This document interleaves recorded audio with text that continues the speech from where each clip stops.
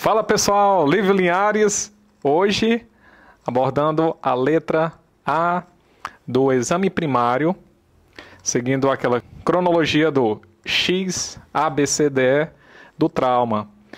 Em relação à letra A do exame primário no trauma, a gente vai abordar em tanto a parte cervical quanto a parte de vias aéreas.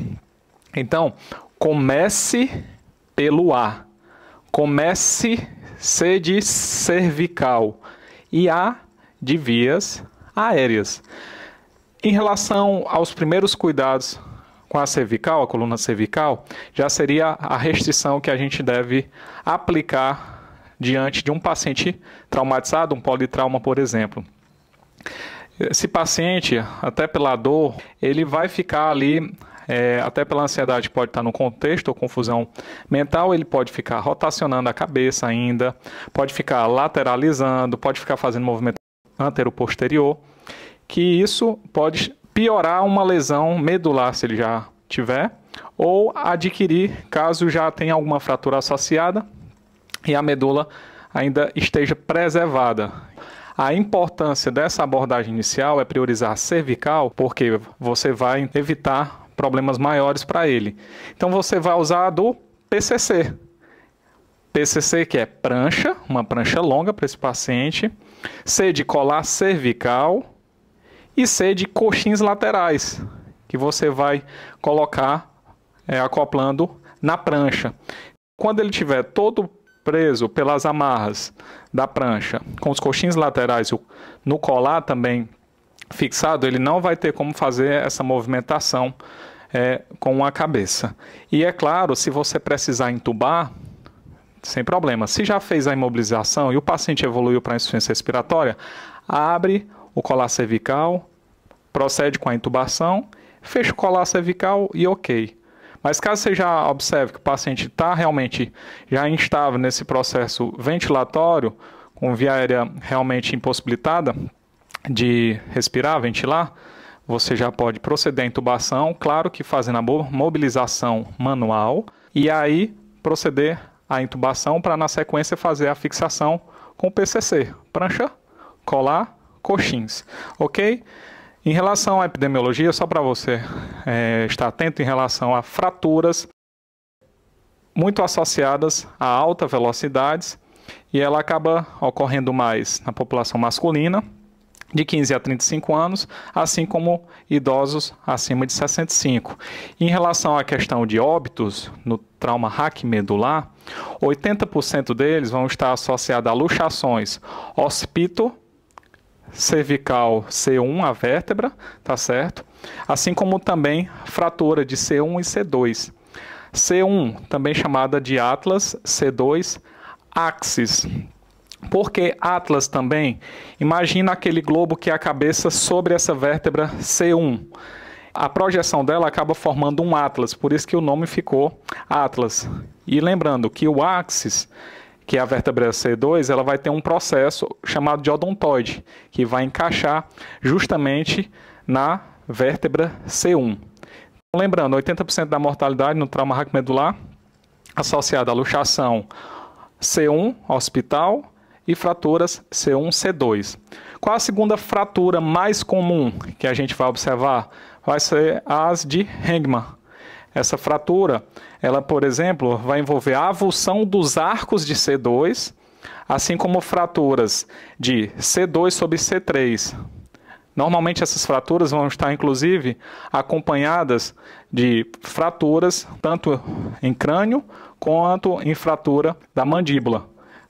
Você pode até visualizar aqui por essa imagem, aqui, hospital, é um raio-x de perfil da coluna cervical, aqui só ilustrando a vértebra C1, C2 e C3. E você vê a occipital logo lá em cima, certo? E aí, só lembrando, luxação occipito C1, assim como fratura de C1 e C2, vão estar muito ligadas à mortalidade, né? É 80% dela. E é claro, as de Hengman vão envolver a parte de cervical, vértebra C2 e C3, ok?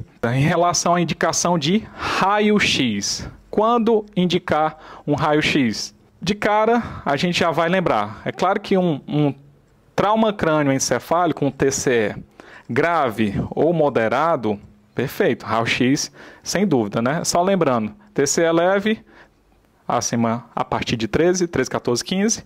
TCE grave, inferior igual a 8, de 8 a 3, grave. E o moderado vai estar nessa faixa de 9 a 12. TCE grave e moderado, raio-x, sem dúvida.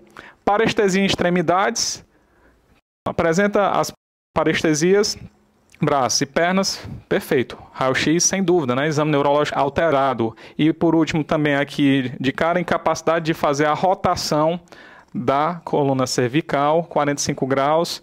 De cara, esse paciente chama atenção para essa questão, para justamente a gente radiografar. Pacientes acima de 65 anos também é importante você radiografar, assim como no TC leve e um mecanismo perigoso de trauma. O que configura mecanismo perigoso de trauma? Desde capotamento, a uma colisão numa velocidade acima de 100 km por hora, uma altura, uma queda de altura a partir de 1 metro, ou seja, 1 metro equivalente a mais ou menos 5 degraus de escada. Se caiu, pelo menos nessa faixa, já tem que estar atento que é um mecanismo perigoso de trauma. Assim como a ejeção de um veículo em movimento, com certeza essa colisão ela engloba coisas mais graves que é interessante ser investigada. Assim como também o indivíduo que foi realizar um mergulho, cair com um mergulho de cabeça, vai ter um excesso de carga, sobrecarga axial sobre essa cabeça. Chamar atenção como mecanismo perigoso para você radiografar. E a remoção de colar, quando a gente vai fazer? De cara, exame neurológico normal, inicialmente, e Glasgow 15, perfeito. Precisa apenas excluir qualquer dor. Paciente não referiu dor, perfeito. Paciente fez ingesta de álcool, não fez, legal. Fez uso de outras drogas que possam alterar a questão de consciência, perfeito. Ele é um candidato a realizar a remoção do colar cervical. E se tiver dúvida sobre a possibilidade de alguma lesão, você faz o raio-x perfil e vai fazer, garantindo de C1 até C7, pegando ali pelo menos o início de T1, como foi nessa radiografia aqui. Você pega de C1 até C7 e vai ver que pegou o início da vértebra torácica a T1. Ok? Até aquela radiografia você observa que ela engloba direitinho o mínimo para poder ela ser configurada, ser classificada de boa qualidade. Em relação à amplitude cervical, como eu posso fazer uma avaliação com segurança dessa amplitude cervical? Aí você vai observar os fatores de baixo risco associado ao evento do trauma. Primeiro, colisão traseira simples. Se a colisão foi traseira simples, sem capotamento, veículo pequeno, de baixa velocidade, tranquilo. É um fator de baixo risco que me permite avaliar seguramente esse paciente. O paciente tem perfil ambulatorial, ou seja, sem nenhuma sintomatologia exuberante. O paciente tem capacidade de se sentar, perfeito. E aí, é claro, se depois ele referir dor, não é que seja uma dor, verdadeira dor, mas aquela sensibilidade, ele refere que está sensível à região, na linha média, aquilo te alarma para você pedir para ele fazer uma manobra, que é a rotação de 45 graus. Se ele conseguiu executar essa manobra de 45 graus com sucesso, perfeito. Você pode fazer a remoção do colar cervical e nem realizar radiografia. Em relação à imagem no exame secundário, se o paciente ele está estável e ela é bem indicada, a imagem, você vai priorizar tomografia e vai realizar até C1. Então pega todos os arcos, todas as vértebras cervicais e pega T1. Raio-X, você usa quando a tomografia está indisponível. Aí você faz a incidência em perfil, antero-posterior e faz a incidência ondotoide, o transoral. O indivíduo vai ficar com a boca bem aberta e aí os incisivos vão ficar na altura do plano das mastoides. E aí essa é a incidência ideal para eu conseguir captar bem C1 e C2 e o dente de odontoide.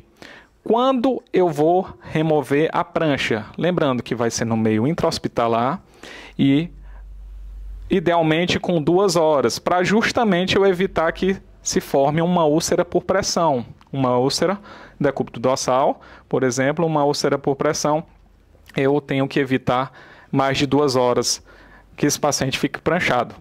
E além do mais, o colar você só vai remover quando tiver excluído lesão cervical. Se não, deixa o colar cervical, mas tira ele da prancha.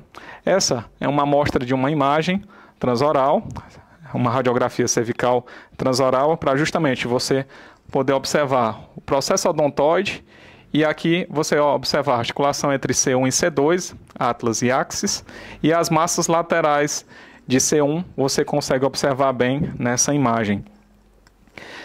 Uma vez trabalhado a coluna cervical, começamos pela cervical, comece pelo ar, depois vem vias aéreas. Vamos lá falar sobre vias aéreas. Naquele primeiro momento que você já está trabalhando a parte da imobilização cervical, você já começa a avaliar, chamando o paciente, fazendo alguns questionamentos, se possível. Você chama para ver se ele emite algum som. Perfeito, já está emitindo som. Faz algumas questões para você também avaliar até o nível de orientação dele. Mas, tipo, já deu respostas coerentes? Perfeito. Sai o som e com respostas, por exemplo, coerentes, fonação está perfeita. E aí a gente já nos tranquiliza porque, no mínimo, esse paciente já está estável, não tem instabilidade hemodinâmica, ele, por exemplo, não tem disfunção neurológica inicial. É claro que ele pode ter até um TCA associado, vai que ele esteja no intervalo lúcido, mas, por exemplo, no hematoma extradural, né, associado, mas de cara ele já não vai ter lesão neurológica inicial para esse primeiro momento, mas está estável e o melhor que a gente quer como resposta é com isso conferir que a via aérea está pévia e ele está respirando. Mas isso não interfere em quê? Na oferta de oxigênio, onde essa oferta só vai findar até você completar o B. Nós estamos na letra A e a B que vai ver essa parte da ventilação. Aí que você vai poder avaliar se pode ou não retirar a oferta inicial de oxigênio, que já tem que ser na letra A. Ok, e quando eu procedo para uma via aérea artificial? Para eu proceder, para eu começar a pensar na via aérea artificial, eu já tenho que excluir de cara o quê? Obstrução. Obstrução do que nessa via aérea? Pode ser de corpo estranho, coágulos associados, queda de base da língua, num paciente com perda de consciência no trauma crânioencefálico, por exemplo. Essas 3 coisas de cara eu tenho que excluir. O que é que a gente pode até servir para poder nos ajudar nessa exclusão? Manobras como chin lift e jaw thrust. Chin lift, você vai, por exemplo, fazer a protusão mandibular apoiando pelo queixo, pela mandíbula do paciente. E o jaw thrust, você vai apoiar no ângulo da mandíbula desse paciente.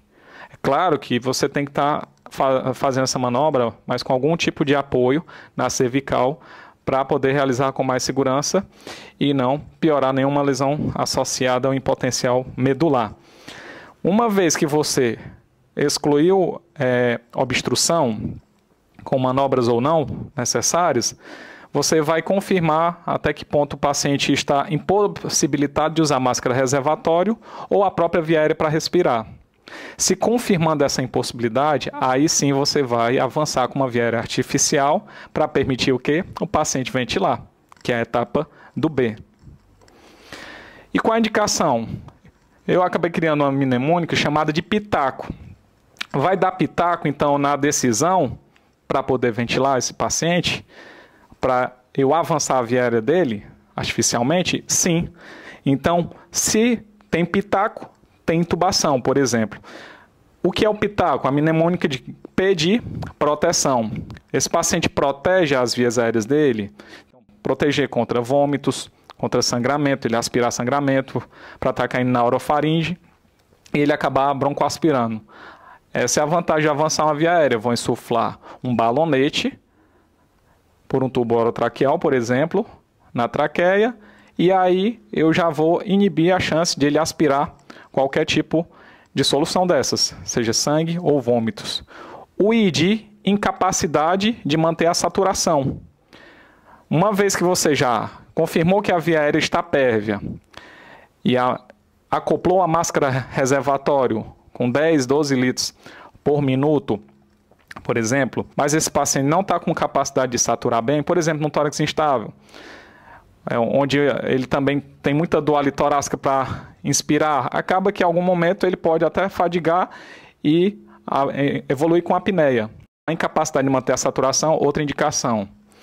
O que mais? TCE grave, Glasgow menor ou igual a 8, ele não vai proteger a via aérea, esse paciente está rebaixado. Apneia, o paciente não tem drive ventilatório, ele não faz a expansibilidade. Se ele não tem drive, ele não expira.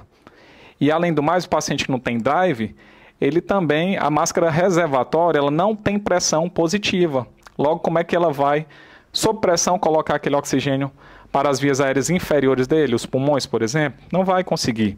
E por último, comprometimento iminente, que é o quê? Um paciente, por exemplo, que está com convulsões reentrantes, uma seguida da outra, convulsões reentrantes. O paciente também que durante um incêndio ele inalou a fumaça quente, queimou vias aéreas, pode ter queimado as vias aéreas, já é uma indicação de um comprometimento iminente, vale a intubação. E fraturas faciais complexas também vão fortalecer os pitacos para você intubar esse paciente. Quais são os tipos de vias aéreas? Via aérea definitiva e a via aérea temporária. O que é uma via aérea definitiva? É uma via que vai exigir uma cânula endotraqueal, um balão insuflado que vai estar na traqueia, onde ela vai estar, esse dispositivo, bem fixado. Uma vez bem fixado esse dispositivo, ele tem que ser acoplado, conectado a um sistema de ventilação assistida e com uma mistura rica em oxigênio. Aí sim você conseguiu definitivamente avançar com uma via aérea artificial e proteger esse paciente de broncoaspiração. Quais são os tipos, os métodos de acesso que você vai ver? A intubação endotraqueal, que pode ser através de um tubo orotraqueal com o tubo nasotraqueal. Você pode fazer essas duas modalidades, intubação orotraqueal ou nasotraqueal, e a cirúrgica, como a cricotireoidostomia cirúrgica e a traqueostomia. Entre as vias aéreas temporárias, ou seja, só lembrando, ela não vai proteger contra broncoaspiração, ela é uma via acima da glote, ou seja, uma via supraglótica, acima da rima glótica. Não vai precisar de laringoscópio para você ter acesso. E o dispositivo não vai ter um balão para insuflar na traqueia, até porque está acima da glote. Entre os métodos de acesso, a gente vai observar o quê? Cânula orofaríngea, máscara laríngea, também com bitubo, que é o tubo esôfago-traqueal, e a cricotireoidostomia por punção. A gente vai até estar trabalhando esses tipos melhores de acesso, tanto para a via aérea definitiva e temporária, e vamos fazer o seguinte, vamos colocar para uma segunda aula, um segundo momento, até para vocês sedimentarem essas informações, trazerem questionamentos ou observações a mais ao conteúdo da aula, e aí a gente entra para aprofundar melhor cada método desse. Tá ok? Pessoal, só lembre de compartilhar, curte, compartilha para os nossos colegas aí, para cada vez mais a gente ajudar na qualificação de todos e revisão dos conhecimentos e a gente alcançar mais e mais com qualidade os nossos pacientes. Um abraço!